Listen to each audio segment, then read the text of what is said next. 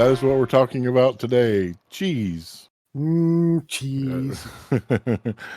Greetings, Earthbound travelers. It is Tear the DM, the world's okayest DM. And by Garth Dokeen's Sacred Taint, it is Friday. That means it's time for Cast Guidance. I didn't do the thing, so I'm going to do the thing on air. Oh, no, on air? Oh, no. Yeah. Crazy. Oh. I have to because I got to do the thing. So, for those of you that have wondering what the fuck I'm talking about, first and foremost, let me assure you, we are for mature audiences and viewer discretion highly advised.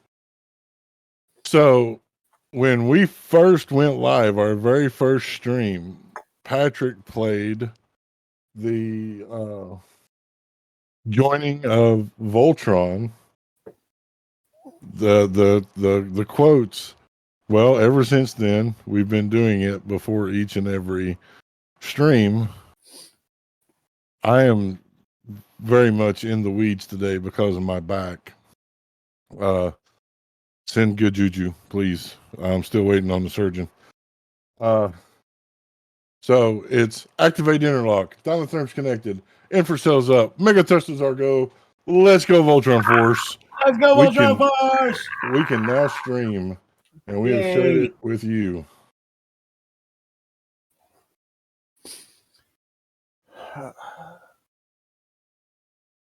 So as I was saying, I am Tear the DM, the world's okayest DM. With me today, I have the peculiar one, Peculiar Patrick. Hi, Patrick. Everybody. I have Mad One, Raph the Mad. Greetings. And as always, the unruly Locke Clark. Hey, what's up, guys? So, a few more announcements to make, and we can get going. We are in no way, shape, or form affiliated or associated with any TTRPG creator, publisher, or manufacturer. We're just questionable individuals coming together to give our questionable opinions on tabletop role-playing.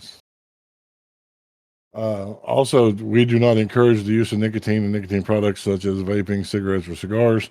Just because we do it doesn't mean we want you to. We want you to maintain a healthy, happy life. So don't do as I do.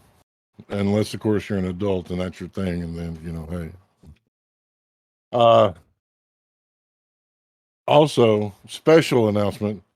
Did you know that we stream on Saturdays in a campaign called Sins of Blood? And did you know that campaign has its own podcast?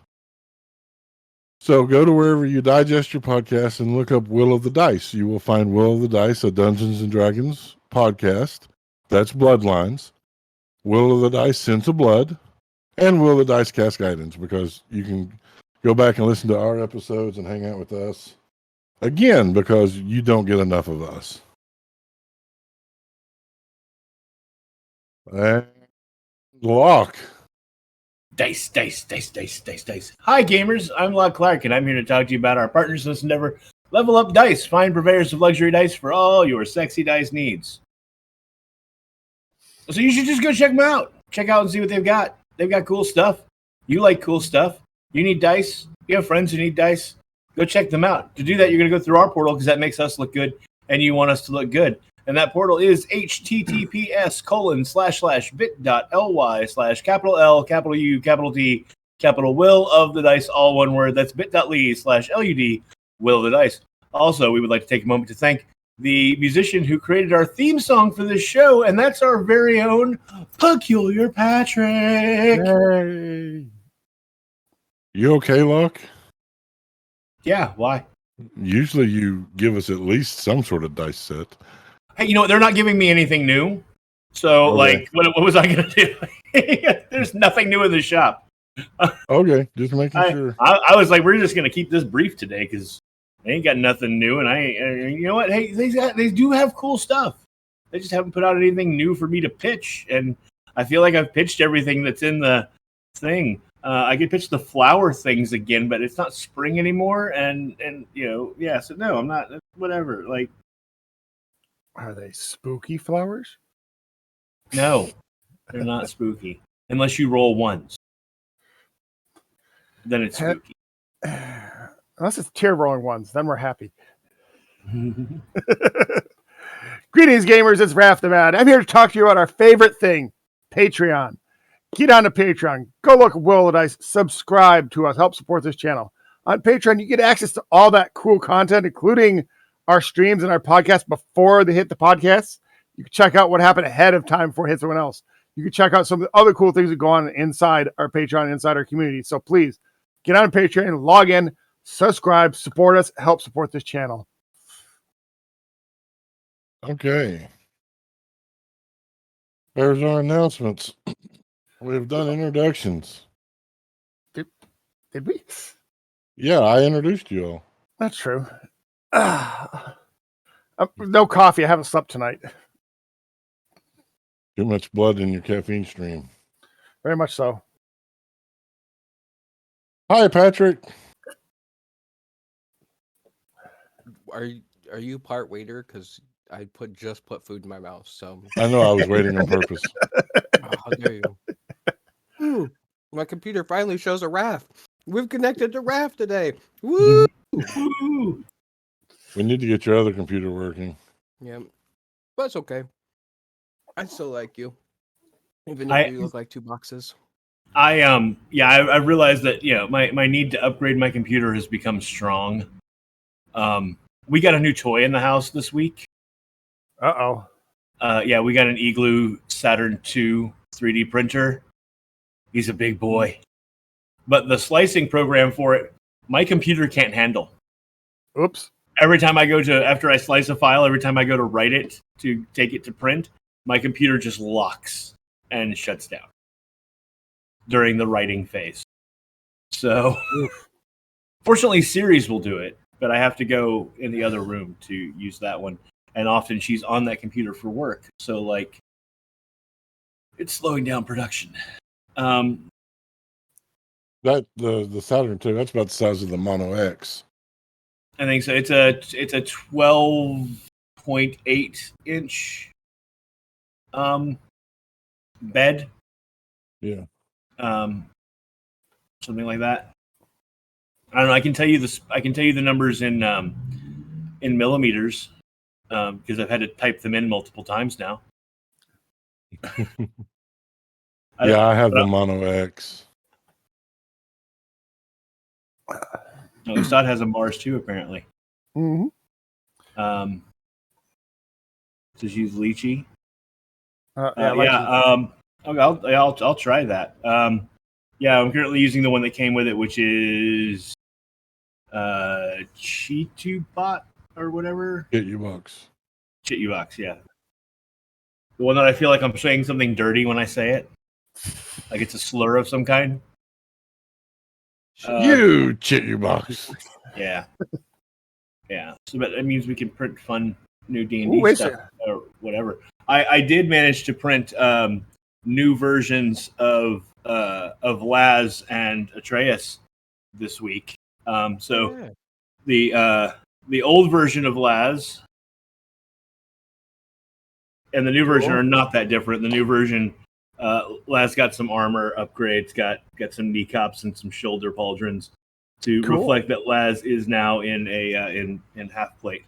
And then the old version of Atreus, he had his goggles on and was wearing closed armor. And the new version, he is open shirted and has his goggles up. Cool.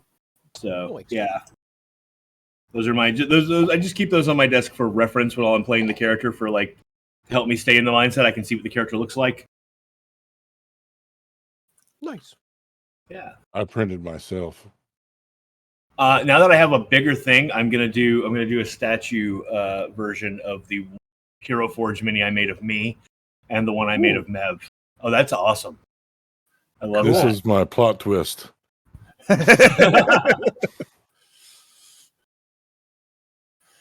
Thump.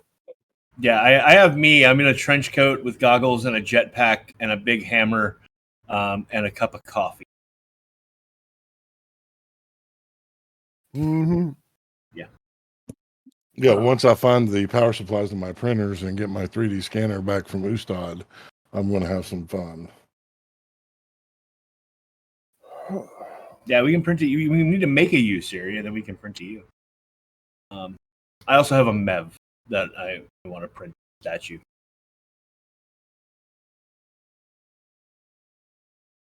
Very cool. So there's UA. I was here. We're going to talk about this UA and this 1D&D and this new system that I don't think is great. We're totally going to talk about all of that. But first, Raph was going to tell us about a news thing. Oh, yes, I was. So, gamers, you like D&D. You probably also like Lego. So guess what? Lego Ideas has a contest for 50th anniversary of D&D. Go out, check out Lego Ideas. Basically, they run a contest. You submit your design for a Lego thing. They will judge it. And if you win, they will produce it. Check out the site. Lego Ideas is a wonderful site. It's where you get some of the really cool stuff. It's where they came up with the Ghostbusters mansion, the Addams Family mansion, all the really cool collector stuff that you don't hit that does not hit retail big box stores. So go out there, check it out. You have till the 14th to turn in Lego submissions. They will put it in front of a bunch of judges, including those from Wizard of the Coast, and the person who wins gets credited for creating this Lego thing, gets actual subsidiary rights. They get like 1% of any sales. It's actually a pretty cool thing. But yeah, go check it out. It'll be interesting. They're going to have it announced sometime around Christmas time who the winner is. So yes, Lego Ideas, it's kind of fun. They're supporting D&D, which is really kind of cool. That is cool. Mm-hmm. What's your Lego set? What's your Lego idea? I'm not telling you. I don't. I'm not submitting my idea, so I give it out to the ether. I want a Tomb of Horrors set. I think that would be really fun because it could be. You could do all like the little like traps and stuff in it, and the floor would look mostly cool because you have like the thin little line on the floor, and it could be cool. It could be cool. The little minifigs they would come with. Ooh. Sheesh. Oh, what is their name? What if you do a Lego mimic? Actually, that would be a great set because you could like have it open up, and then like the like tongue could be out, or you could like get the little teeth that could like fold up out of it. That's a good set too. Oh, that would be kind of cool. Hold on a second. I'll be right back. Wait a minute. Yeah, they're coming out with Dragonlance, so a Takesis playset would be fun. But what I really would want to see, like my pinnacle, who doesn't like a good train robbery? So let's do a Eberron House Orion lightning rail train set with House Orion dwarf and guards on it, and then that's my idea. That could be cool. Got stolen. I want them to do Harper's Mansion. Ooh. That would be cool. That would be fun. So many cool ideas. But if you check out the website, I suspect as once they get down to judging, they'll put out pictures for all of them because there's a fan portion of the judging for the fans to provide the support. I like Siri's idea, Lego Vecna with interchangeable body parts. Or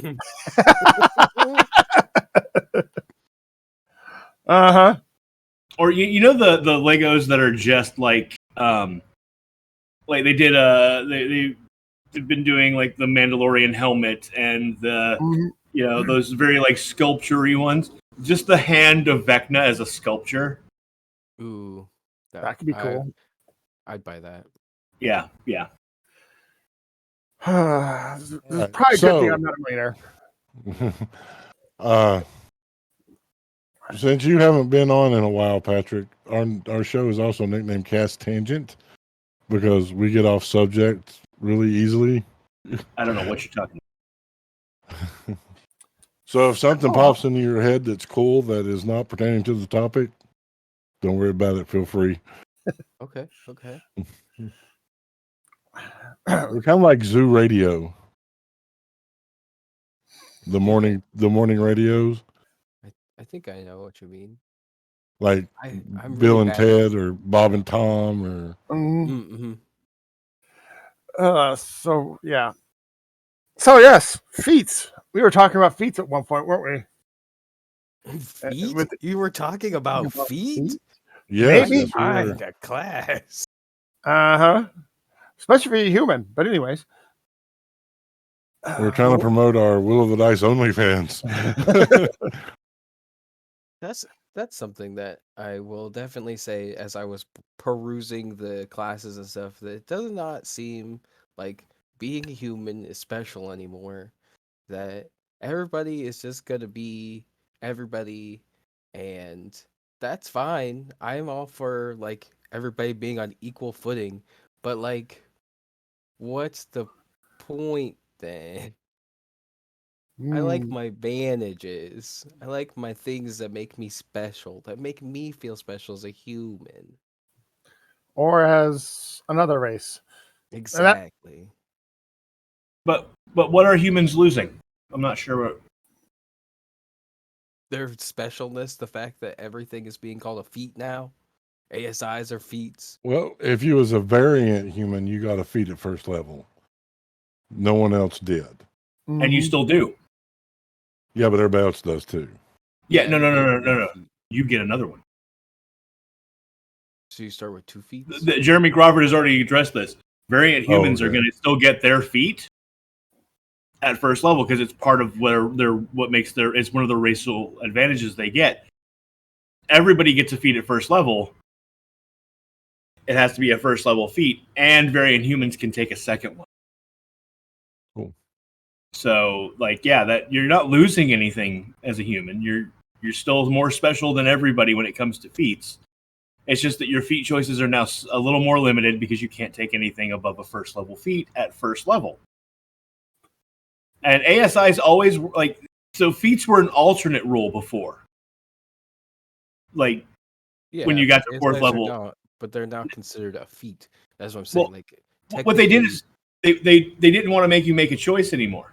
They said instead of having to choose between taking an ASI or taking a feat, everyone just gets a feat now, and one of the feats is ASI. But then now I can't play with the optional rule of feats because feats are basically ingrained into the entirety of the system. Yeah. But I think that's because everyone was playing with the optional rule already. Yeah, pretty much. Who wasn't? My first table I sat at many years ago, we didn't play with feats. It was all ASIs, and that's how I got to being a crushy boy. But now I'll never be a crushy boy because there's so many good feats. Oh, what I would you're like saying to is state that Sword of Hope did not use feats either. That's the one I was that was the one I was mentioning actually. Oh, okay. My table didn't use feats because I didn't know how to use them. But now that I know how to Wait, use I them, was your first DM? No. Oh. No. You said no, the no, first no. table I sat at. I was like, what? After like high school, like my high school tables I sat at, we didn't play with feats, and I was a player maybe like twice on a weekend, maybe. So I was your first long-term DM. Yeah. Other than myself being the DM. Cool.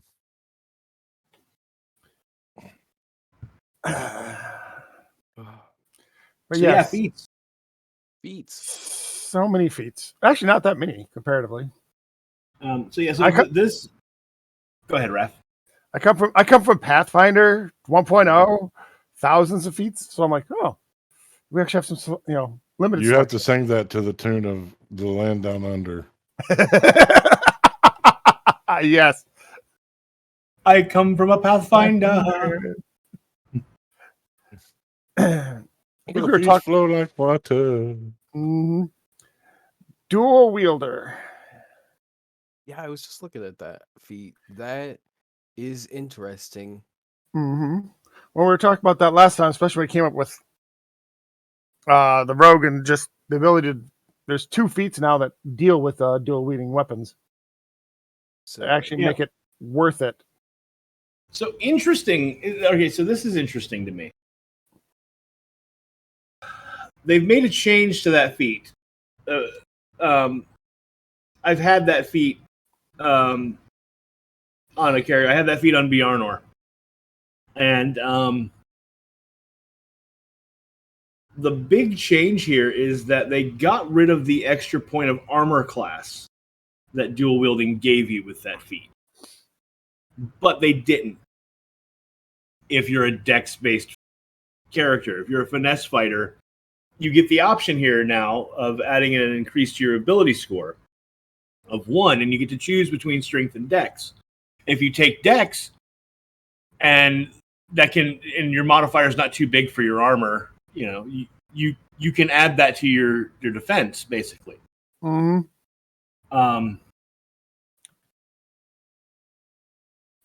Yeah. Or you can choose strength and add to your damage. Damage. Or if you're a finesse fighter, I find it interesting with the enhanced dual wielder, you can treat a non-light weapon as a light weapon as long as it doesn't say two-handed. So you can be over there with a dagger and a fucking longsword fucking shit up with dual wielder, treating the longsword like a light weapon.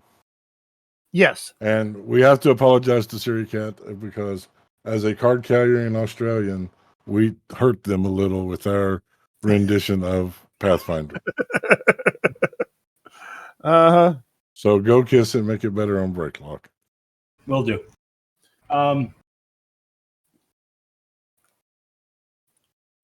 Let's see. So, There's that.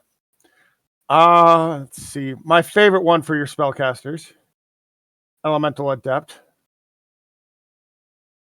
They changed Warcaster. Mm-hmm. Oh, did they? I haven't read all of them yet. That's why I was digging through Elemental Adept. Make sure they didn't change it too much. Warcaster no longer gets the 5 feet. If you're within 5 feet, you don't take the disadvantage roll for casting spells. Really? Mm-hmm. All right. Cool. You get the other things, but you don't get the being. Yeah, but you now get an increase to your wisdom, charisma, or intelligence score along with it. So they swapped that out for the ASI, for 1 point of ASI. They've done that to a lot of feats. A lot of feats now come with, that didn't before, now come with 1 point of ASI in a particular category related to the feat. Yeah, I'm starting to notice that as I'm digging through a lot of. Yeah, I don't know if that's worth it though. That Warcaster was almost a prerequisite for any caster, being able to not take an attack of opportunity with casting or be at disadvantage when casting it. Well, you still get to take attacks of opportunity with it. Mm-hmm. And you still get the big thing, which was the advantage on saving throws versus concentration checks. And you still have that you can use somatic components while holding a weapon or a shield. Yes. But this is going to hurt casters because warcasters relied heavily on that. Hey, we don't have a disadvantage with someone being within 5 feet of us. This point, this is the part where I remind everyone that we are talking about a UA. This is playtest rules. These are not set in stone yet. Please do not take what we are saying as any sort of gospel about what the rules for 1D&D are going to be. This is a playtest. Keep that in mind with everything we say here. Remember, questionable. Very questionable people, questionable opinions. Yep. So anyway, you were saying, Tyr? No, just that if that stays as is, which I don't know if it will or not. So far, my predictions about things that change has been correct. That I can see that becoming a less used feat because I know the only reason I took it as a caster was so I didn't have disadvantage if an enemy was in 5 feet of me. Mm-hmm. So let me ask you a question, Patrick. You said that you didn't like it. Is it overall or is it just small specific things? It's kind of an overall, honestly. I am very firmly in the camp that 5e is probably the best system that Dungeons & Dragons, Wizards of the Coast has put out for Dungeons & Dragons because it's not overly complicated. It's very basic in the set and the feel of it. And it just feels like a giant apology for 4.0. And that's what we want. We want to be apologized to for an entire system that just didn't go over. And This is the fair. other part of the other part is too, like, it where 4.0 was like really like let's do minis, and then like now it's all table are like virtual tabletops. Like D&D 5e D&D works perfectly on a nice little system with their little D&D Beyond. And while one D&D sounds great because it's one of those like, oh, it's very much got this is a living system, like we won't have to put out as many updates, and if the updates come out, they'll be really easily to like kind of change them in and out, which is nice, but like 5e already kind of does that. And while there is a lot of content for 5e, and I'm going to be very sad when eventually that 5e content goes into the trash bin and one D&D comes out. It's just how it is. But the cool thing about it is I can always play 5e because I own all those books mostly. Well, but they've said that it's going to be backwards compatible with 5e. They're making changes to the core, but that all of the rest of the stuff in 5e will still work, is what they've said. That it's just I don't see this as a 6. This is not 6.0. This is 5.5. This is to 5 what 3.5 was to 3. In my opinion, they're making some tweaks. They're fixing a lot of stuff. Some of it I'm not sure about yet. I do like some of where they're going. They fixed the fucking Ranger. Like, I'm excited about that. I'm excited about and the changes they made to Rogue and Bard that came out in this look great. I like the new background system because it gives you more options and makes your characters feel more right. I like any system that makes backgrounds more important and makes your character feel more real to start with. I'm for. I don't know. I'm so far. This is winning me over. I'm a fan of 1D&D. Does it have problems? Yes. Do I hope they fix those problems and get it right before it goes to publication? Absolutely. They've got surveys. The survey out. I think they've got 2 out still. The first UA and this one, I think, are both still live. That you can go and fill out what you think. Also, as a reminder from what we talked about last week, the rules glossary section of this new UA is meant to replace the rules glossary section of the last UA because they are testing them individually, not concurrently. So keep that in mind. The crit rules from last time out the window. These are the new crit rules, and they're gonna see how a bunch of different things work, and then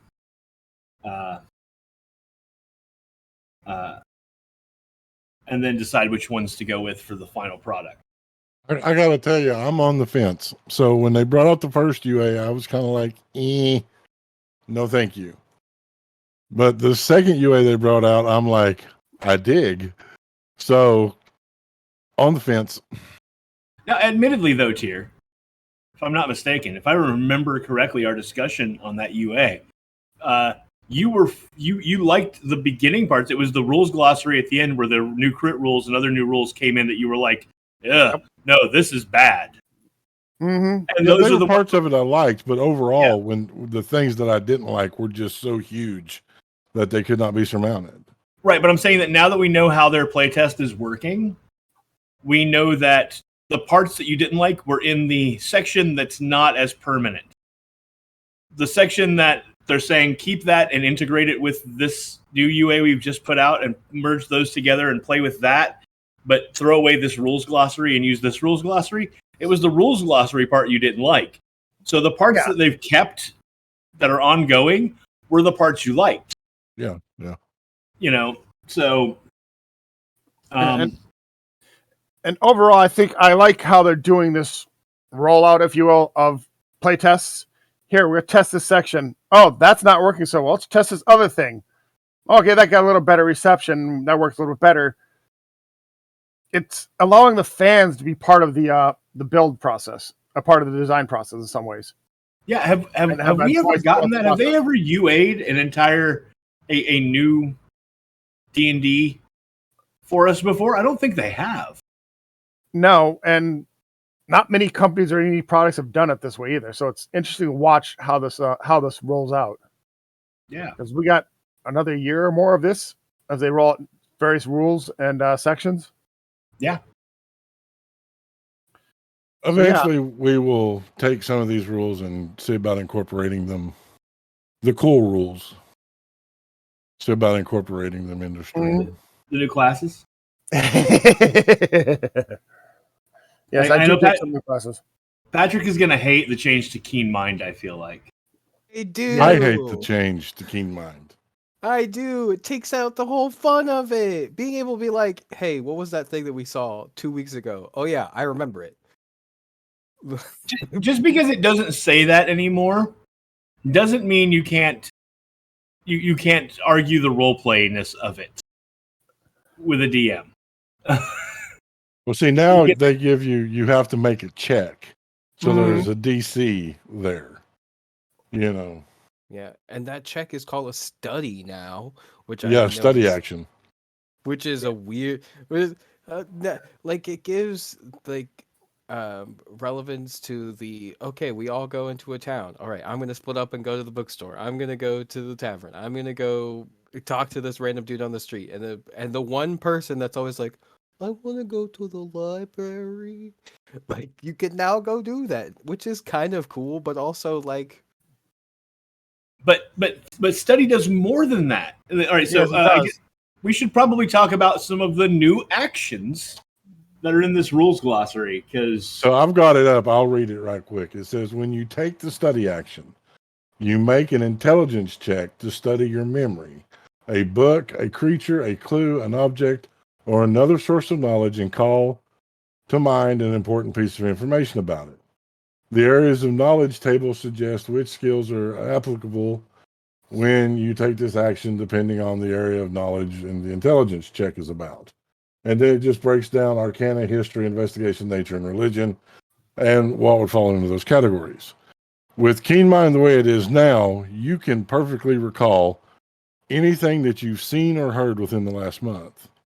You always know which way north is, and you always know how many hours it is till dawn. So they have completely changed Keen Mind because now you just get to take the study action. As a quick action. As a quick action. The bonus. Anybody can take the study action, but you get to take it as a quick action. I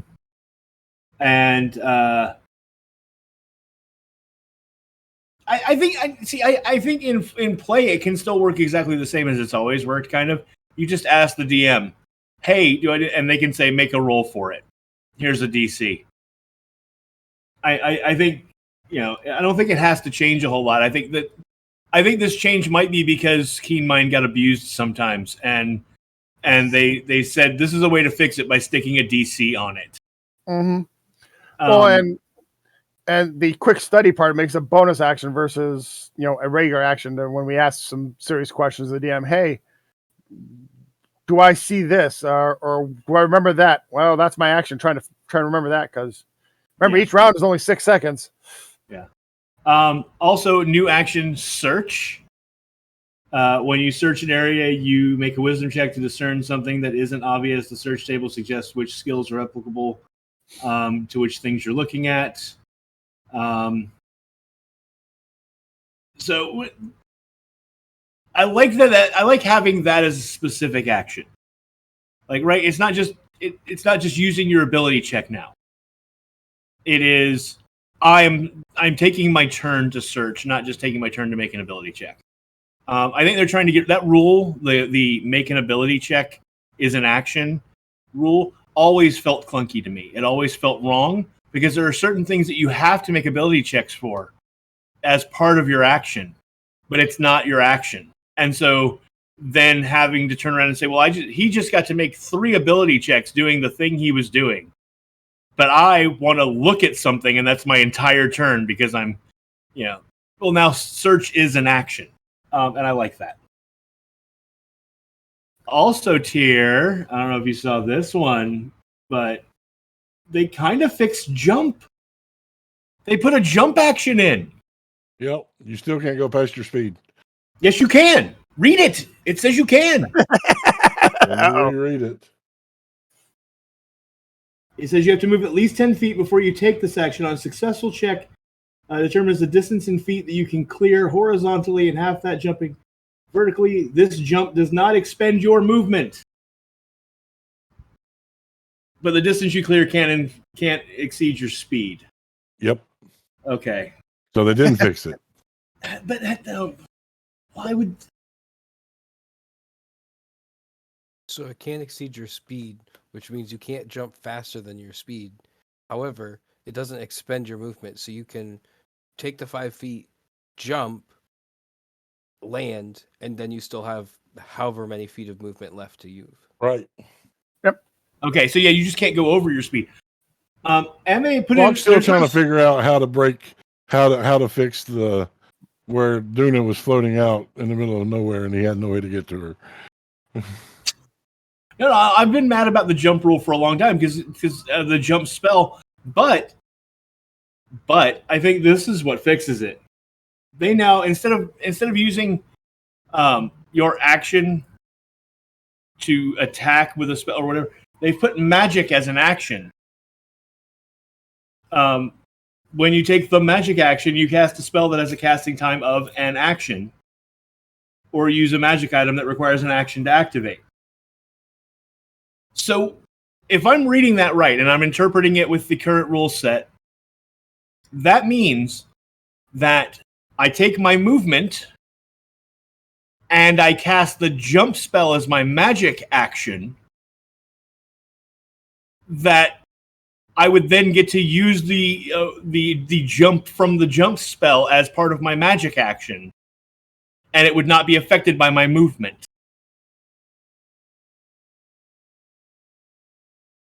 Right? I don't know. Part of me wants to agree with your logic, but I'm a suspicious bastard because I've been playing with you for too long, so I'm going to go look up the jump. I'm not trying to get one over. I'm just saying the jump spell's fucking useless as written. Because it gives you 3 times your jump. Your jump is based on your strength. And so therefore, you can jump further than your speed, but you can't move farther than your speed, so your jump leaves you hanging in midair, or you fall flat on your face. Yeah, we're talking... Like, there's... The jump spell is useless. So if you count the jump spell, using that spell as part of your action, as your magic action, then that takes it out of the movement rules. I'm hoping we get a rewrite of the jump spell, quite frankly, in these UAs. I really am. Maybe when we see the... what did they call it? The mage, the caster, the arcane caster UA, when that one comes out. I don't remember what they called that subset. What was that, Patrick? He's making me look up this jump spell now, because the way it's worded currently is that you can only do one action a turn, right? So you have to do magic action, and that is you casting the jump spell. But I'm looking up what how jump is worded, because it means that, okay, its jump distance is tripled until the spell ends, and then the spell ends in 1 minute. So that means you have to cast the spell, and then the next turn you can jump. Yep. No, I guess you're right. And the jump is the jump action at that point. Yep. And so still didn't fix the problem. You're still stuck with you can't go fast. You're still stuck with your speed. You can't jump more than your speed. So your jump distance is tripled. So that means it would have to take it. That's a wording thing that they're gonna have to fix because of the way that the speed is. That it's gonna have to change. Your jump distance is tripled, and you can go past your speed. That's like the extra sentence that needs to be in there. Otherwise, you're right. It triples your jump distance, which is great, but you can't go past your speed. So if your jump distance is 10 and your move is 30, great, that works for you. But if your jump distance is like 15, that's an extra 15 feet that you can't get. And I think what they were thinking with the way they worded it was vertical jumps, not horizontal. Mm-hmm. Well, but that's weird though, because a grasshopper's leg. If we're gonna Oh, go God. into what a grasshopper's leg is used for, it's used for distance and it's not used for height. No, I totally agree. I'm just saying that's the only thing I can think. Now I have to look up the current jump rules. Uh-huh. Welcome to the show.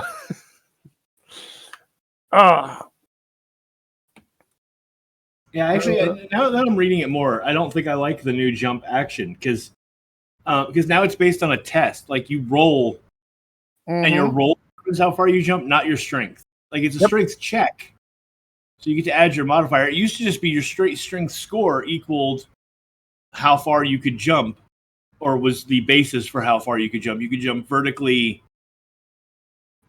whatever it was, a fraction of how far of your strength score, and you could jump horizontally up to your strength score in feet.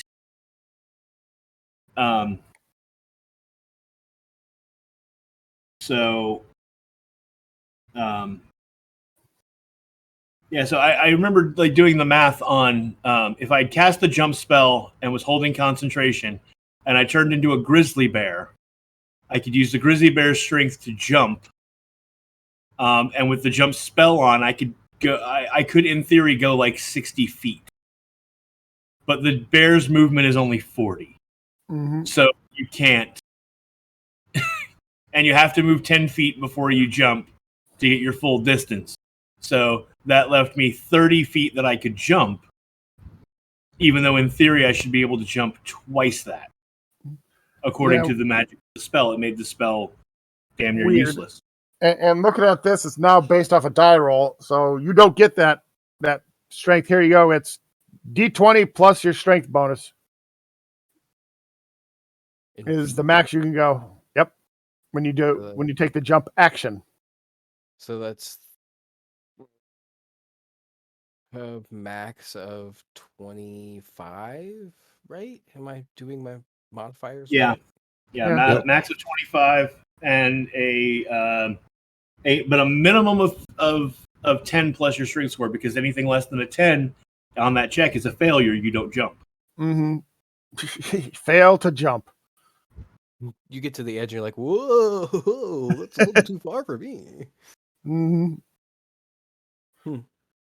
Okay, so the long jump rules. No, with I the don't like jump that spell. either. Oh no, I'm sorry. On a failed check, you only jump 5 feet. All Okay, right, there we Patrick, go. hit us with the long jump rules. Okay, so the long jump rules is when you make a long jump, cover a number of feet of your strength score if you move at least 10 feet on your move before you make the jump. So the max you can jump with this is you jumping 5 feet forward.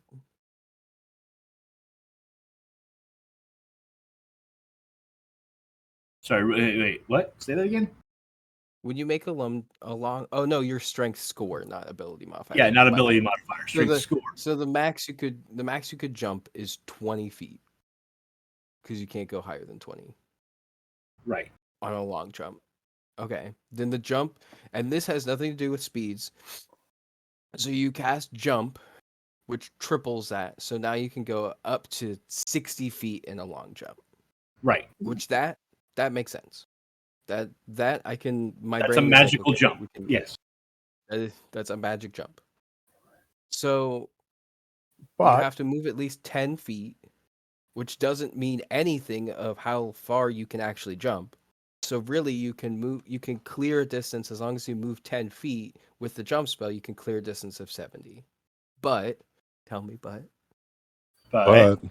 it says you can't surpass your speed. it does not say that in the long jump rules and If not in the UA. In 5e, it does not say that. it's there somewheres because me and Locke found it. Yeah, we went round and round on it for a while. See if I can find it. And then I found a post from Jeremy Crawford that talked about that you couldn't go past your speed when jumping. now we're all digging into the Jump basic But- rules. Oh, no, I don't want. I'm in the movement chapter or whatever, the movement section. And then I'm in the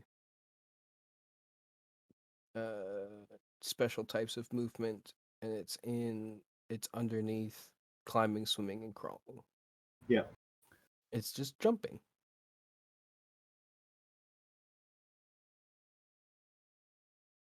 See, but that's like a long jump for me is like, okay, that makes Right sense. here, It's yeah. Go ahead, Tier. a creature may jump as many times as they want to on their turn, as long as they have the movement speed left to do so. The rules of movement speed also apply to jumping. Yes, under movement and position in that same section, up at the top of that section.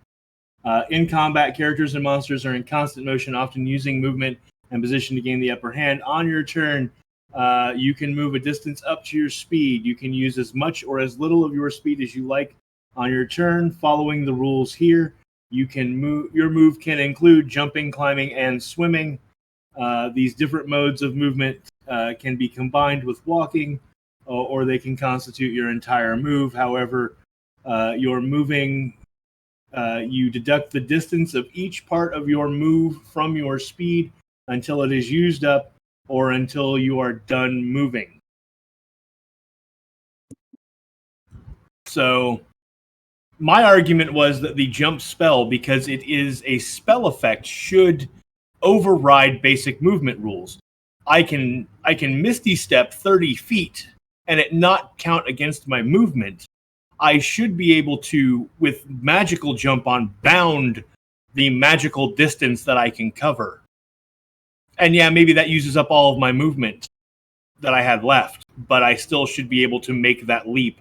Otherwise, the spell doesn't do anything. Otherwise, the spell leaves me hanging in the air after 30 feet because I just made a 60 feet jump.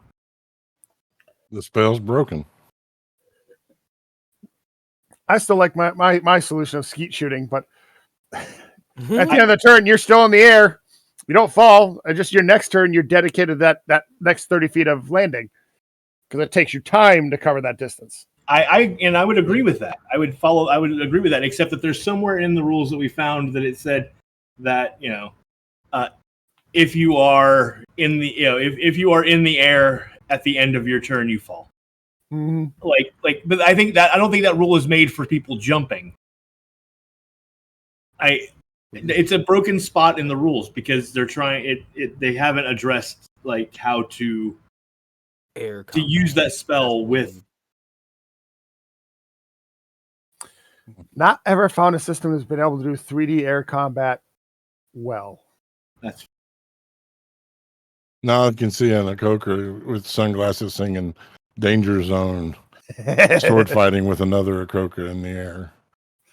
Ooh. Meanwhile, the volleyball match is happening at the underneath of them. Lolly says that carrying over to the next turn is a bit silly and unfair. I don't think it is, because turns are only a mark of time, right? Mm-hmm. I think she's agreeing with you guys. I don't think she's disagreeing. I'm just saying, she says it seems a bit silly and unfair. I'm saying that, like, you jumped and in 6 seconds you got this far, but you're still in your arc, and in the next 6 seconds you continue down. It's not. I don't think you're an easier target when you're in the air. I don't think, because you're in motion. I don't think. Yeah, it's just that for the purposes of combat, you have paused for a second as we see what's going on. She was agreeing with you. Okay. Siri says that wings are a great way to break combat. You've never played with a DM like me. Wings don't break combat. Having the high ground doesn't always necessarily mean you're going to get all of your limbs chopped off and left into a burning pile of lava.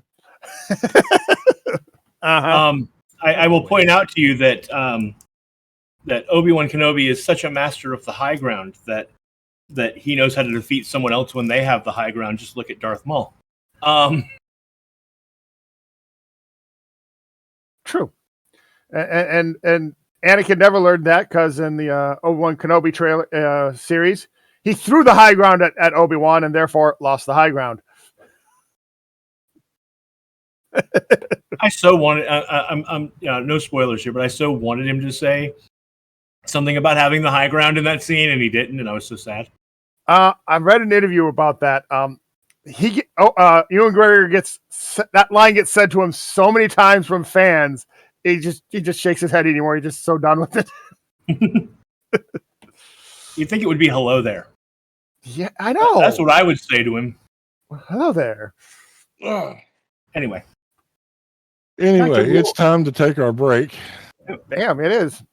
Holy shit! Yeah, we'll be gone for 10 minutes to get our snicky snacks, our beverages of choice, and come back and hang out some more. We're making Patrick come back next week. I'm not going to be here next week, so Patrick has to fill in for me. Yeah, Locke's not going to be here next week, so Patrick, you're coming back next week. Okay. Unless your schedule is conflicting, of course. I've got nothing planned. I don't do anything. There, you said that you needed invitation directly. There's your direct invitation. It is. All right, guys, we'll be back. Hang loose.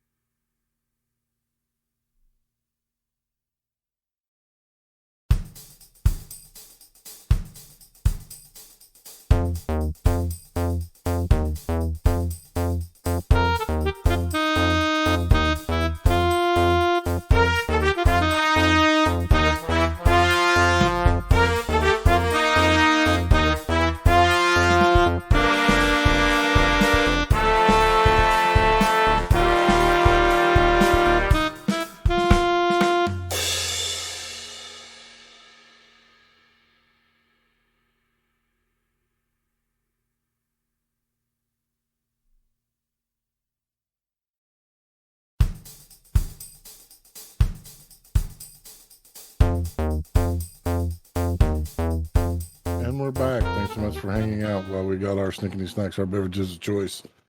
Today we're talking about a little bit of everything, mostly speed and jumping and movement. And You guys missed a hell of a break because the argument about the jump spell just continued. We did not stop during the break. Some of us got up to get coffee and came back, and it was still going, and we jumped right back in. Mm-hmm. so, Right, moving on from jump. well, Oh, wait, Jared's gonna get on a soapbox. I'm not getting on a soapbox. I'm just going to say that sometimes I feel like shit fucks the players. Sometimes I feel like it is unfair, but it makes everything even balanced. This comes down to you as the DM making the call at your table.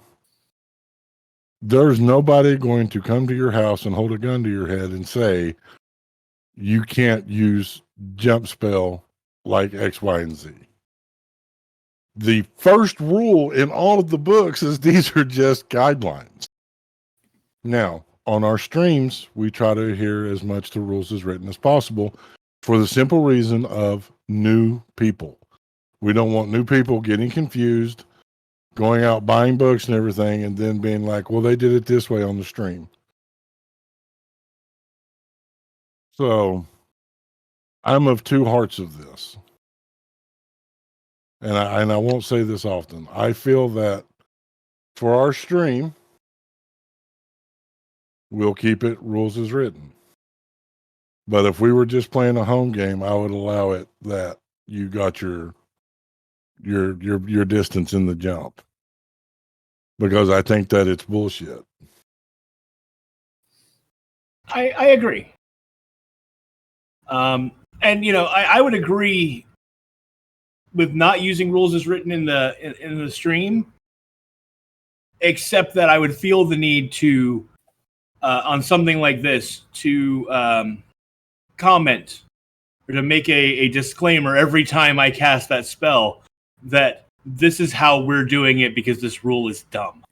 But that takes up airtime. We don't want to do that every time. And we won't remember to do it every time. Right. No. Because I'm salty about the jump roll that I would remember to do it every time, but that's beside it.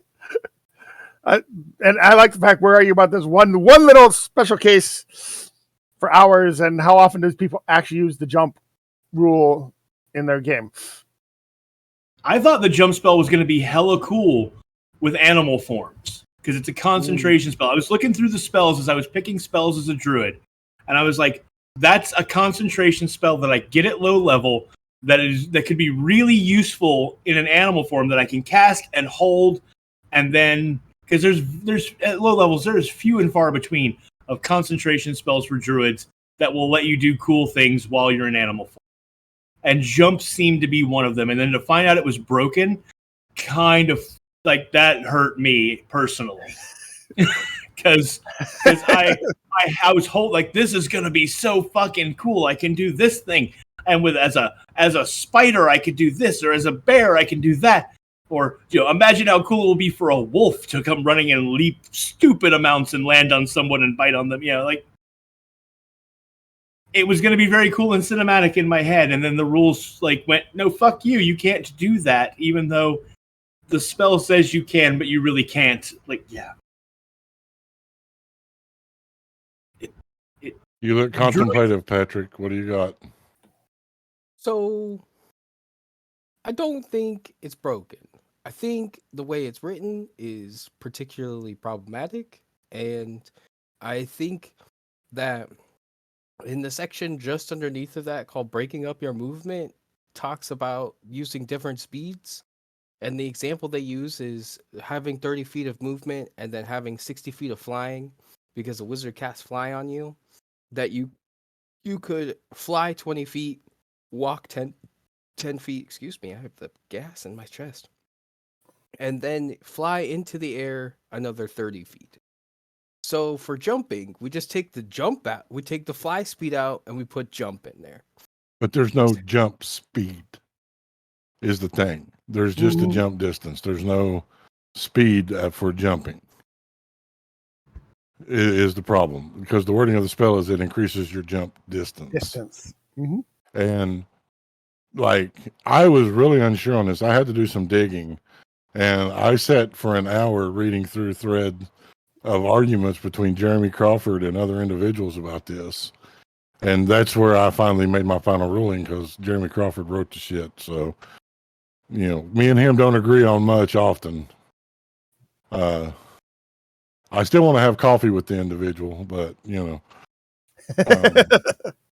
Yeah, I would say a fix for it would be that, though, like, if you use the fly speed rules as presented here as sort of a basis for how to do it, your jump distance now becomes part of your movement.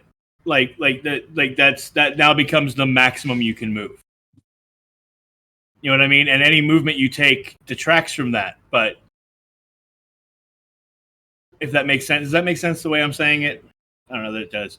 So, like, if as a bear with a 20 strength and the jump spell cast on me, I can jump 60 feet.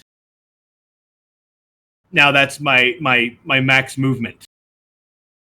That effectively replaces my speed for that turn, because that is the distance I can clear. And that's what we're saying, Lolly. She put the ruling in there, and it says each foot you clear on the jump costs a foot of movement. And so, yeah, it's based on movement.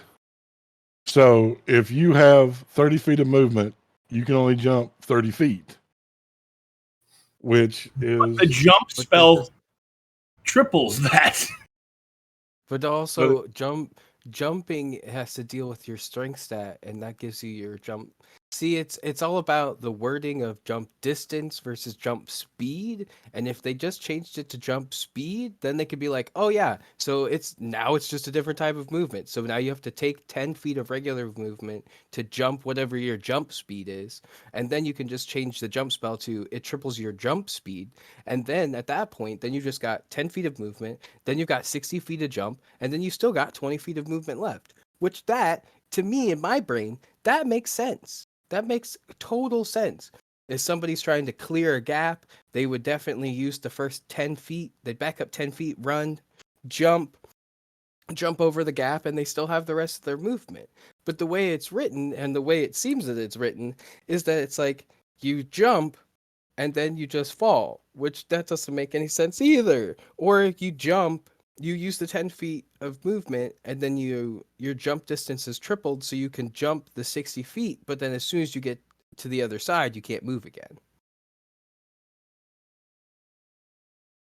I don't know. Jumping, and that's why I don't jump and things. See, and here's the thing about it is that spell is a low-level spell. It wasn't meant for things that can jump 60 feet. It's meant for things that can jump 10. Let's be honest. Wait a minute. It's a low-level spell, but the spell is based on your strength score. And out the gate, you can have an 18 strength. Out the gate, you can have a 20 strength, which means that you can jump 60 feet as a first-level character if you built your character and put all your points towards strength. Like I said from the beginning, it's broken. It's one of those things that they have broken the fuck out of, and hopefully we'll see it fixed in 1 D&D. Also, they made it a check. Also, I want to point out that it's a touch spell. It's not a self spell. I as a caster, like I can see you making the argument that spellcasters aren't going to have the strength to get that jump speed at first level. But I can touch anybody. I can touch the barbarian who is going to have a 20 strength, and he can clear that at first level. Like, that's... Just give it to the rogue and let them take bonus action dash. Right, but that's the thing. Like, okay, I get it.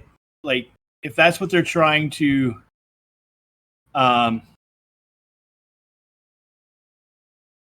you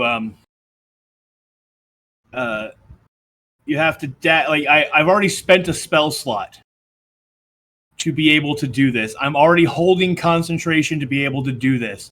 Now, in addition to all of that cost, I am going to have to, on my turn, expend a dash action by whatever means that is on my character in order to actually use the power. You know what I mean? It's too much cost for a first level spell, and it's too much cost for the effect. You know what? Take the concentration away from it, and I'll use my dash action to actually make the distance. But you making me concentrate on it and burn a spell slot, or make it a cantrip that has concentration, whatever.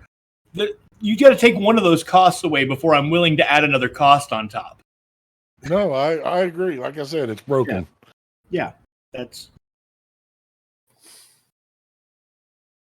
so. And I get what you're saying, Raph. They made it a check, but the problem is that it still takes movement. You know, they need to fix it, not just make it a check. Yeah, and I get that they're trying to avoid what I did a lot as Dar in the off-camera campaign, which was I had a jump, a magic jump. I was a Psi Knight, so I had a magic jump that was stupid. So you were allowing me to take movement, then jump, and do cool things, and so because I had the magic jump Psi Knight psionic ability, so you let movement and jumping be separate things because I had a power, and but I was sometimes even using it felt broken. Also with Bjarnor, I could do stupid jumpy things while I was in werebear form. And we probably didn't play that rules as written exactly because we hadn't gotten into this argument yet. We hadn't realized that this was such a big deal. So yeah, it is what it is, and hopefully they'll rewrite the spell. We'll see it come out when they do the mages UA. Or the priest UA, probably the mages. So we've bashed on this a little bit. So let me ask you this. I'll start with you, Patrick. You're our special guest, so we will give you the honor of entering first. Is there anything in 1D&D you've seen so far that you're excited about? The unarmed strike rule seems pretty nifty. You are a grappler. I've just recently learned how to be cool grappler boy, yeah. I'm not 100% sure that I like it because you have to pick one of the things. You no longer can be like, hey, I'm going to smack somebody with my fist and then I'm going to grapple them. It's now I'm going to either damage them, grapple them, or shove them. So, but I could imagine if you'd be able to get if you have 2 attacks, per action, you'd still replace one of the actions or attacks with an unarmed strike. I do like that they added the proficiency bonus to it. It's no longer just your strength modifier, so you're not just hitting with whatever that is. You get actually proficiency at it, which is nice. What about you, Raph? Ooh, so many fun things. I'm excited for what's coming. I want to see what they got next. I enjoyed the reworks of the feats, and I enjoyed the reworks of the expert classes. I'm looking forward to what they're going to do with the magic and the fighters and the divine classes. And there was something else in the what's ahead in the 1DD playtest they listed that I really kind of was looking forward to, just because it's not something. It's a small thing, but something that makes me happy. That's what your wife says. Yeah, it's pretty much. A new system for creating a home base for your characters. I'm like, yes, we get bases back. I don't know why. Second edition, as you got up levels, you got strongholds and so forth.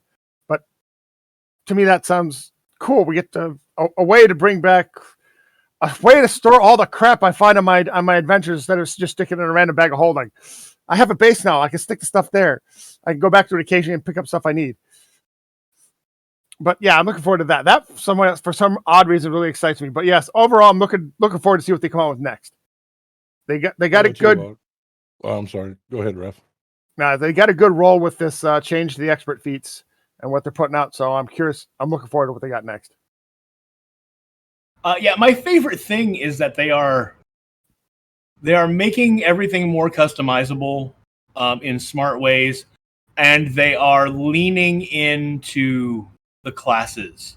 Like everything we've seen come out so far, they have made the rogues roguier. They have made the bards bardier. They have made the rangers rangier, and I hope that continues. Like they fixed the ranger.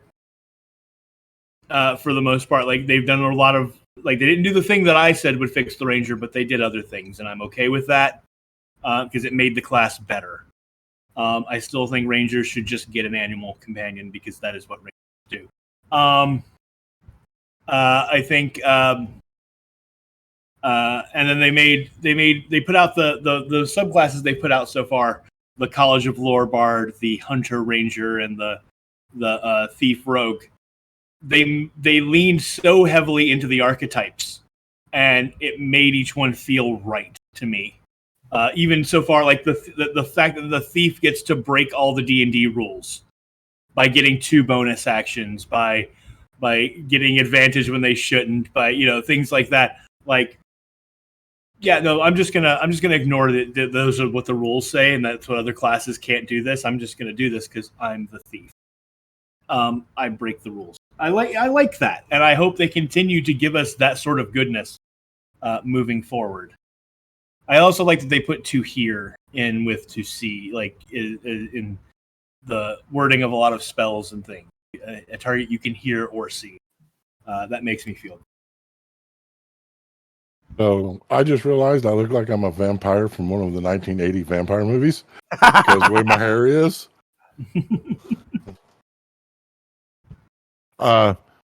I'm excited to see what they do with subclasses. I want to see what they do with the Gloomstalker Ranger.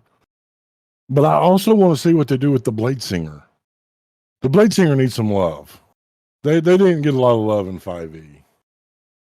So I want to see some Blade Singer love in 1D&D. And I want to see some Paladin love. The Paladin needs to be tweaked a little. Yeah. Oh, things you want to see. What? But besides jump, we've already covered that ad nauseum. What one big rule or change to the system are you looking for? Would you like to see them make? I want them to keep it so that DMs can't crit. Sarek would agree with you on that one, but I mean, as a DM, it will make me sad that I'll be like, "Oh, that's a 20. I should, that should definitely hit." But you have such a high armor class. But I would like to see that should stay as a player thing. I think that should stay as a player thing. Not in ability checks though. I am very adamant about how a D20 a natural 20 on an ability check should not mean that you pass it. I just there are some things that you just have to be really good at, and it has to feel near impossible with those DCs of 30. Yeah, I think they I like that they at least put a caveat in about that. Yes, a D20 is an automatic success. However, this persuasion is not mind control.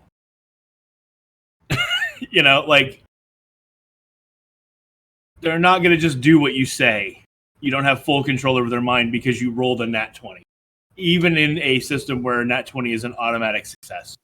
That's one of the things, and I've said it before and I'll say it again. Too many people rely on insight being a polygraph and persuasion being mind control. Mhm. Yeah, no, I don't think I try not to do the insight as polygraph thing, but at the same time, I want to know.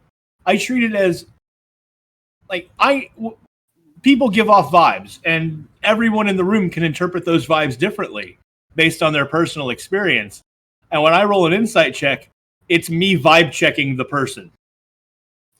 Ooh, I like Are that. they giving off the vibe that I feel is correct for what they're saying?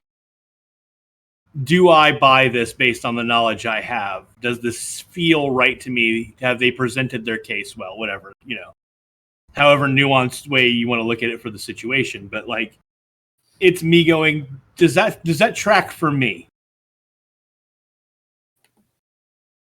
And on a success, you've successfully registered the vibes of the room, and then the DM answers your question. And that question might be, yeah, they passed the vibe check. Or the question might be, or if you succeeded the check, they might be like, actually, you kind of get a weird sense off of this. It's not that I know they lied; it's that something felt off. Mm-hmm. Our digging through movement rules brought up the old bane of mounted combat. Putting a centaur on a horse. Uh-huh. Because centaurs do not count as as having a mount, even though they are half horse. Hold on, I've got a follow-up question before we get to centaurs on top of horses, and okay, that just goes into a whole realm. I want to ask you, Patrick, why it is you feel DM should not be able to crit. Because we control everything. We already control everything. We don't need an extra thing that's like, now I'm going to double screw you over. The dice have willed you to be lacking. No, I don't think if you want to crit, play as a player. If you want to control the entire world and say things hit even when they don't, I mean, that's the beauty of it. Is like, for me as a DM, I don't roll random damage. I take the damage suggestions so my players know the first time they get hit, and the second time they get hit, and the 17th time they get hit, they're getting hit with 19 necrotic damage, and they're going to take that 19 necrotic damage. But I don't need it just feels extra to be like, oh, and now that is going to be 38 necrotic damage because they've managed to find a weak point in the same 3 spots they've been hitting you in.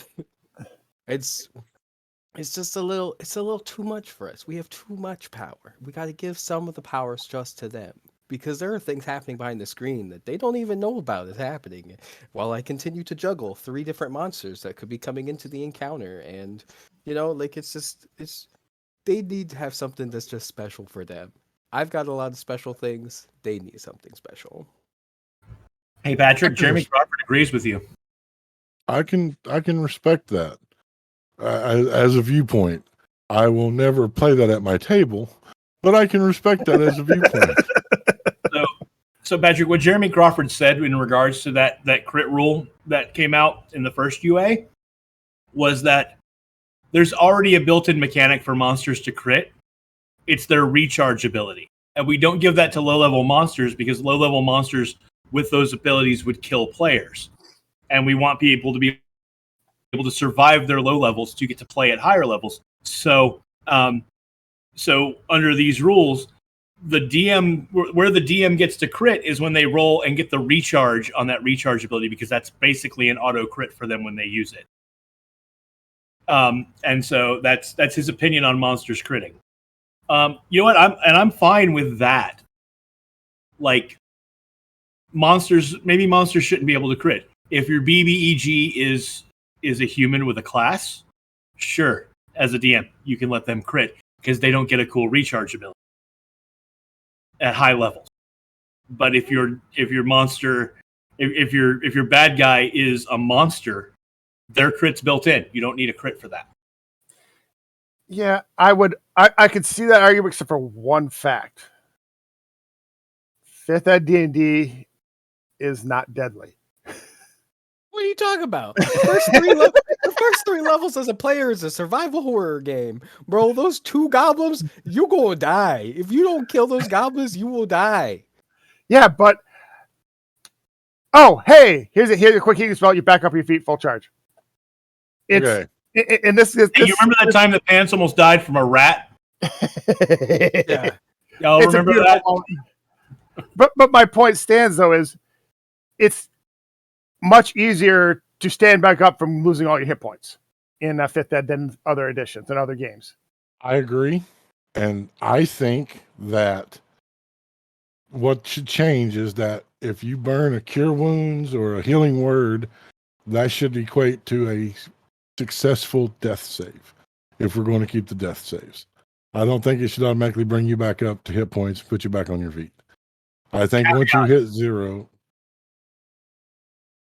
You're not counting spell levels in that. So I think that the level of the spell equals the number of death saves. that's fine. If you want to spend a 3rd level cure wounds, bam, you have stabilized them. They are still unconscious, but they are no longer dying. You know, Let's say they've already made 1 successful death save, and I cast a 3rd level healing cure wounds on them. I think that should count as their next 2 successes, and then I get to give them a 1st level cure wounds number of hit points on top of it. possible. I don't know about all of that. I think this system is I think it gets harder to die as you get higher up, but I don't think it's not deadly. Because like I said, the first 3 levels are basically a survival horror game. Like, you're talking your way through situations more often than you are swinging a sword. And if you're swinging a sword, it's because something else is attacking you. Once your party has access to healing spells and revivify, it is damn near impossible to die. Dice, tactically going after the healer. Oh no, as a Right? DM, I can set it up that you're going to burn all your spell slots in this encounter, and then this next encounter is going to come right after it, and you're going to be fucked. You know, but I'm saying that in normal bullet time combat, if you have someone that has any kind of healing and access to revivify, there's no threat of death in the game.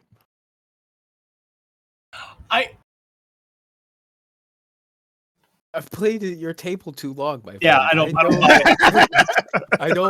it. That's because that's because I think like chess, and I'm like, okay, they're going to do this, and then I'll do this, and then they're going to do this, and then I'll do this, and they're going to win, but they're going to be in this state when they win, and then I'm going to roll this dice to see if something else shows up. Yeah, no, here's You're playing chess and we're playing checkers. I think that I'm playing Uno. I agree more with Patrick, and I agree with Tier. But I think there's a middle ground here, and I think that is that they've made it easier to not die. Yes, but even Revivify costs big diamonds, and so you can run out of diamonds while you're in a dungeon. You can. There are plenty of ways that you might not have access to that spell that you need at that moment. And that someone who is downed in combat and you can't get to them for whatever the circumstances are, and they get stabbed again or whatever and fail their death saves and are then just gone. I think that the way the system works now, because death is harder to have happen, it's more meaningful when it does. It's more impactful. And I think that's better for the game, better for the story. Just remember that. Remember, it's better for the game, better for the story. Remember those 2 things. Mm-hmm. Or the character, or the player wants to play a different character and has gotten bored. He wants. What was that, Patrick? I've never done that in my entire life. What are you talking about? All I can say is if that happens, you're footing the bill for your character art. That's fair. That's fair. Oh, Yeah, Cheer. You can't kill us. It'll cost money. Uh-huh. Mhm. Anyways, not going down that road. No, but yeah, I think my biggest issue is maybe it's not deadly is not the word, but it's the ability. Here you go, you're down, you're below hit points. Snap of fingers, you're back up in the fight. I think that it takes a lot of the edge out of it in some ways. I feel you. There's a lot of sneaky things you can do also with death. Have you heard of the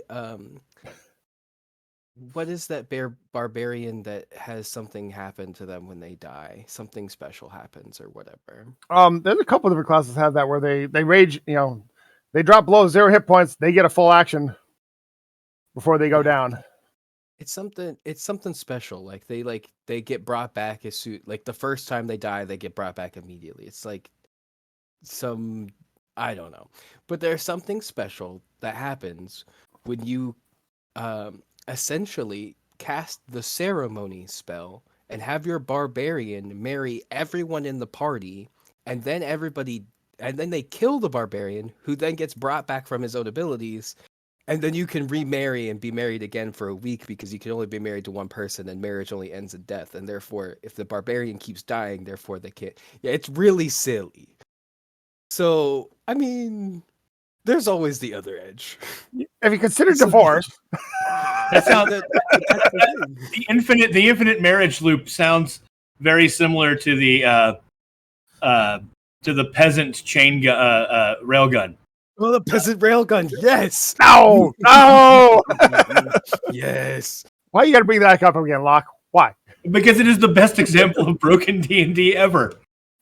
I hire 1,000 peasants, and they stand in a single file line, and they just pass the spear to the front.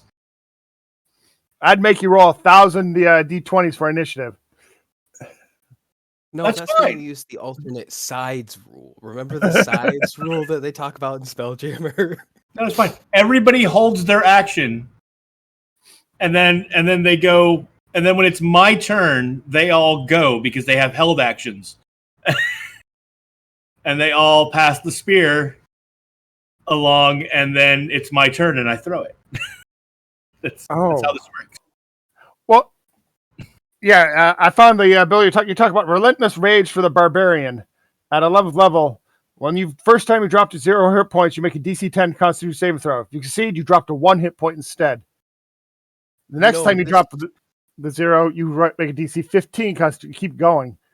No, this one is a specific subclass of barbarian. I don't remember what it is, but it's a specific subclass that if you die, something happens and you like come back with 1 hit point or something, or you bury them and then they come back to life. I don't remember. All I remember is it's basically you get married, you kill the barbarian, and then you get married again, and you do that like every week. Because being married gives you a bonus. Like there's a ceremony spell.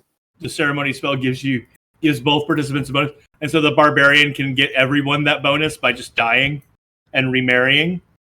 And while the barbarian, and so the person who had the bonus keeps the bonus, but the new person gets it too now. No, you like polyamory marriage everyone to that barbarian, and then the barbarian dies. So it's everybody all at once, and then everybody's like, "Oh no, it's that time of the week, buddy," and he's all like, "I'm not afraid," and then they just kill him, and then they bring him back. It's goofy things. Sometimes my players send me goofy things, and then I just very carefully type out N-O, period. So, since we're talking about death saves and stuff, I'll ask you, Patrick, because I've brought this up before. Should death saves be done in secret? Yes. I am 100% somebody that thinks that death save should be secret. It should be there's a reason now that D&D Beyond has for the DM only, and I think that should be used for death saves, because I think truly in a cinematic way, unless you do a medicine check on somebody, when they're down, there's no way that anybody else in the party should know how you're doing. And so they should make the decision of whether or not they should save or they should keep fighting. And I think that makes it cinematic. And I think that makes it a little bit more fun. And I'm always for the RP, like always 100%. If it's a bad decision, doesn't matter that the RP explains why I'm making this bad decision.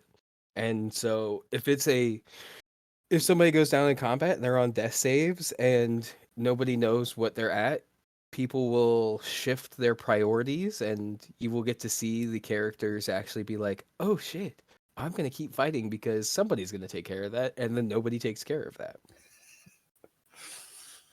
And then you question whether they really liked you or not. Yeah, then at the end of the game session, you go, you guys still like me, right? Mm-hmm. I think for streams, I think death saves should be out in public. That's me. I think that just because it lets the audience participate, like the audience gets to know where they're at. I don't think at a regular table, I'm fine with death saves being secret. But if we all agree that they should be secret on stream, if the audience wants that extra layer of, I guess, suspense of not knowing, we can do that too. I already play because I know tier. And I know that depending on what kind of bad guys we're fighting, they use tactics. So I always play as a healer. If I am the primary healer, which I try not to be, but if I'm the primary healer, and someone drops, they are now first priority. Because I know the table I'm at, and I know that tier. And, I can as a player gauge that these enemies probably are not intelligent enough to have tactics and to go after the downed guy. But I'm not going to metagame that into play. So across the board, I play if I am the primary healer and someone goes down, I am getting them up. If I'm not the primary healer, if we have multiple healers, then I'm going to look at what's most beneficial to the party. Is me maintaining aggro on this enemy more important right now than me healing? Because there's someone else who's in a better position to heal than I am right now, then I won't heal. But I always play it as that person dropped and I saw it and I'm going to get them. Sometimes I didn't see it, depending on the battlefield layout. Like, I don't know that person's down, so I can't react to that. Now they've put to here in it, though, so I can. See, that might change. See, I disagree. I think they should be secret. And even on the stream, especially on the stream, because that adds that bit of suspense. Even the audience doesn't know what's going on, and that makes that just a little bit more suspenseful. So I tend to agree with the belief that the death stage should be secret. Now here's a question for Patrick. Counterspell heal, yes or no? Let me bring up my thoughts on counterspell real fast, because it's encompassing in counterspelling of healing. So I have a once a week game where they were finishing the end. There was a lich fight. We'll just call it what it was. It was a lich fight. They were all going into this fight. They were all terrified that they were all gonna die, and they could have very well if I would have done better as the lich. But I didn't. And here's why. Because any time that I would try to use a counterspell, my counterspells would get counterspelled.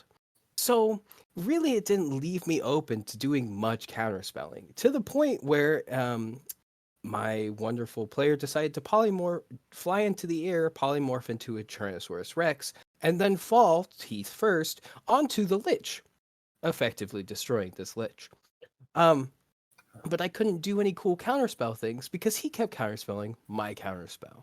So I think counterspell is just it's like when you play Magic the Gathering and the pair sitting across from you is always sitting there with 2 blue untapped, which is the amount of mana you need for a counterspell, and you just question every single move that you're going to do because you know that they can counterspell. And the problem is when you counterspell stuff like healing, your players, one, react viscerally sometimes. Oh yes. And two, it can make sometimes, if it becomes it becomes the two mana untapped at the edge of the screen, is people will just sit there and be like, and they'll actively not do things. And I personally don't like it when my players don't actively do things. I like for them to be like, feel free to do whatever you want. I'm not evil, but I could be if I wanted to be. And so I don't know. I think for me personally, counterspelling a healing spell is a little too evil. It's just a little, if there's a big bad guy and it makes sense and you're like in the moment, but like as a big bad guy, there are so many cooler spells to be doing than a counterspell of healing, like power word kill, or like power finger death touch or whatever. Like there are other cooler spells to do, and I'd rather my players burn the healing spell slots than me counterspell one of those burning spell slots and get the eventual wrath, because I just want everyone to be able to do what they want and not be seen as an evil entity across the screen. Yeah, I'm You the do it exact anytime. opposite. I want people to think I'm evil. I want them to think that I'm, nasty. I mean, on the question of death saves, I wanna bring that counterspell thing.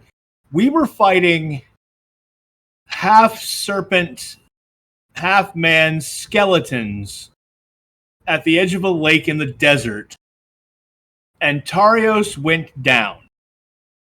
And I tried to heal him and got counterspelled, and then watched him get stabbed while down by one of the enemies. And because we knew that he was one failed save away from dying, and the enemy is still standing over him, that made that scene really fucking tense. And I had already tried to heal him before like the death saves got going. So it wasn't that I was playing the well, I've got another round because game. I already tried to heal him and got counterspelled on it, and then he got stabbed while he was down, and now suddenly the tension has gone from here to up here. And it was because we knew. Now, I'm not saying that the tension would have been less if we didn't know, because we would have assumed because he got stabbed while he was down. That's a bad thing. But, like, we understood the risks and that you were fucking counterspelling healing, goddammit. And counterspell is one of those things, like, if your mages have it, and the bad guys have it, whoever casts the spell that gets counterspelled has advantage because they can counterspell back as a reaction. So if everyone on an equal playing field, the caster of the initial spell has the advantage if everyone has counterspell. But if your side doesn't have that card in their deck, then that's where you're in trouble. That's where counterspell becomes really nasty and meaningful. Yeah, and that can go either way.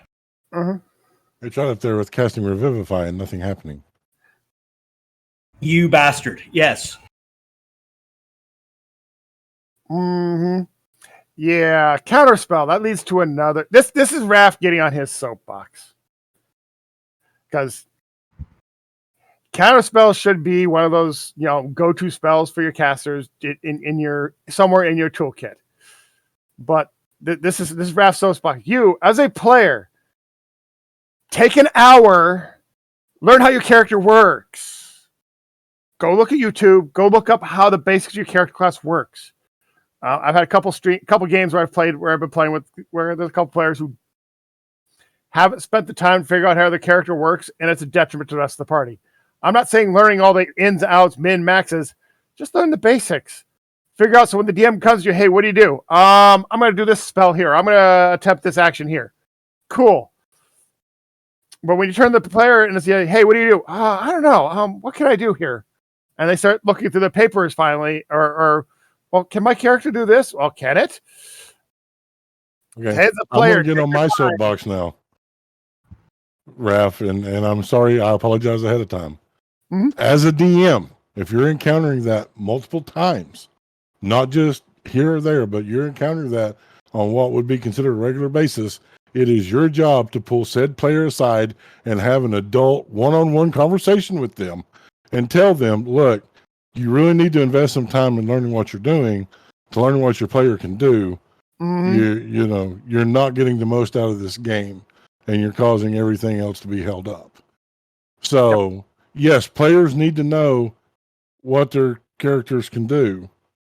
But if they don't, then the DM at some point needs to step in and say, hey, we need to work together, you know. Yeah, and those conversations have and will be happening, both as a player and a DM. But yeah, it's just frustrating. We don't want DMs out there who are listening to us say this. What we are talking about is not the same as the entire battlefield just changed right before my turn, and everything that I had planned went out the window, and now I'm scrambling to look at my character sheet and see what I have available to me in this new scenario, because that happens to everybody. And that's entirely different. Holding up combat because what you had planned no longer is at all going to work, and you have to reevaluate what your options are in that moment because whatever happened right before you changed everything. That is very different than a player who is just regularly not prepared and doesn't understand what their character can do. Yeah, so don't construe those two things. Because as a player, if you understand what your character can do, when the battlefield changes, it speeds up the time you take to reevaluate what you're going to do. All right, my character do all these things. Crap, my plan just went out the window. I'm going to do this thing over here. Versus, what can I do? You have at least understanding what your capabilities are versus digging through constantly.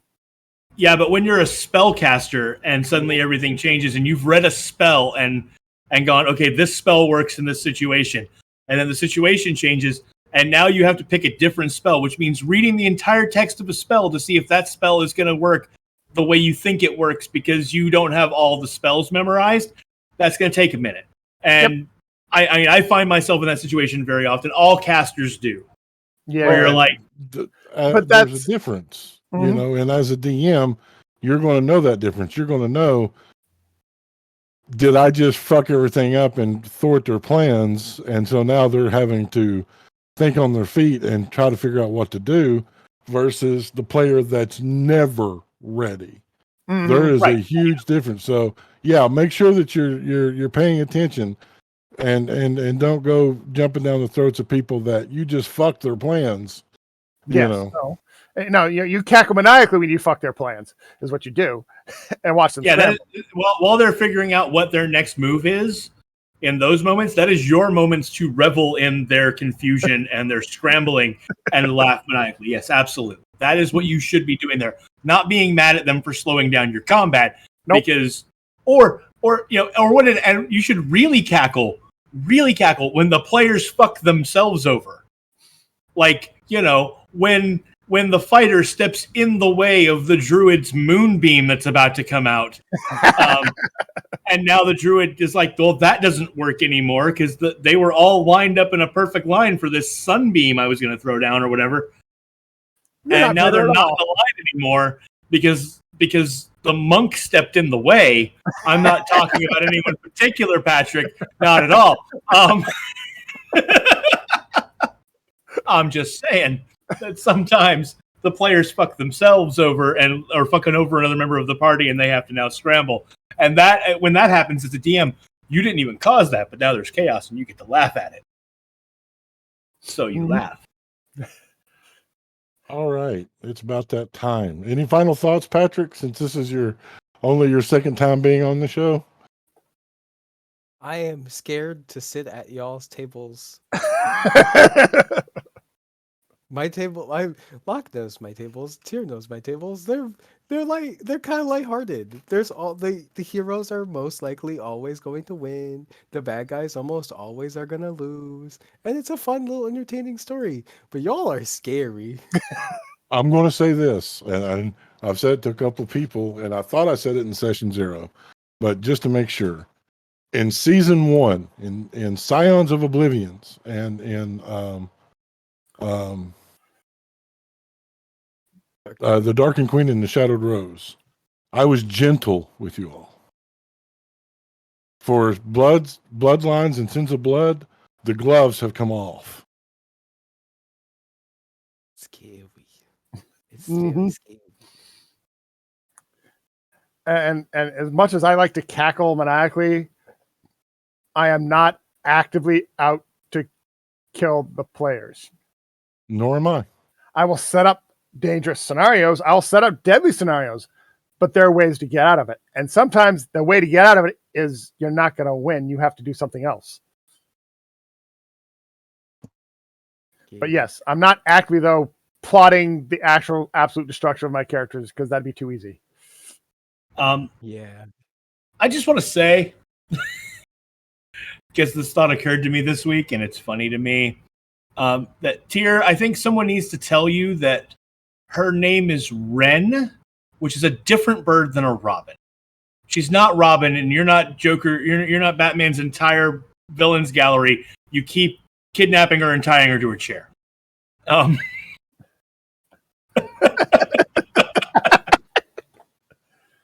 Hey, I can't say. Okay, so in Scions of Oblivion, it was the dice. I know. No, I'm just saying it out there. I'm just saying the In joke. in Bloodlines, it's Atreus wants or Xanther wants to hurt Atreus, and so all of those people, it's just manifested in Kalira right now.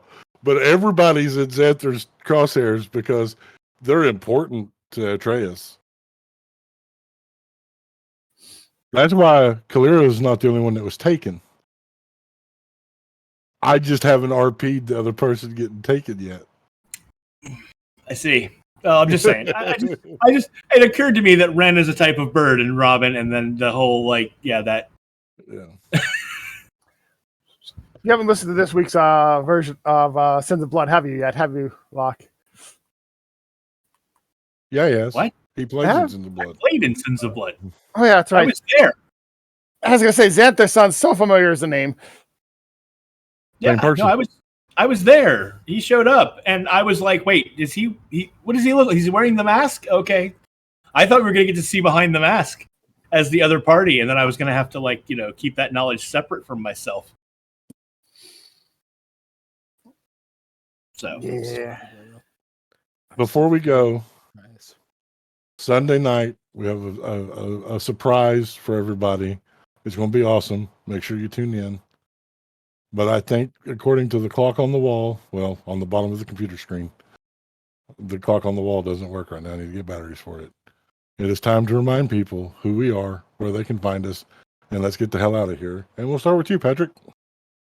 Well, hi everybody. My name is Patrick, and I'm on the Twitters, and I play on this channel on Saturdays and Sundays, as different characters, and you can find me on Twitter at Peculiar Patrick. Greetings, gamers. I've been Raph the Mad, one of your co-hosts for this game, for this mad session. You can find me on the Twitters at BOKDragon13,000. You're muted, Locke. yeah, I know I was muted. There was a police car going by. The siren was very loud, so I had to wait. Here it comes. It's coming back. Hold on. They turned around and realized Locke was right next to him. Okay, so hi gamers, I'm Locke Clark, and you can find me also on this channel normally on Saturdays and Sundays, playing Laz or Atreus Ironclaw, respectively, and you can find me on the Book of Faces and Twitter pages at Locke Unruly. That's Locke with an H. Just a reminder, we are not streaming tomorrow night. I'm working morning and evening, but we will be streaming Sunday night, 8 p.m. here for Bloodlines. And I'm Tyr the DM. I'm the world's okayest DM. And you can find me on Twitter at Tyr_the_DM. Remember that you are not alone. Right now, things are topsy-turvy. The world's going crazy. There's all kinds of just bad shit. And it's overwhelming. but don't let it destroy you. Remember that love and inclusion, these are the torches that light a path to a better tomorrow. Come join us and be torchbearers. And until next time, if someone doesn't know, don't cast aspersions. Cast guidance. Love you guys.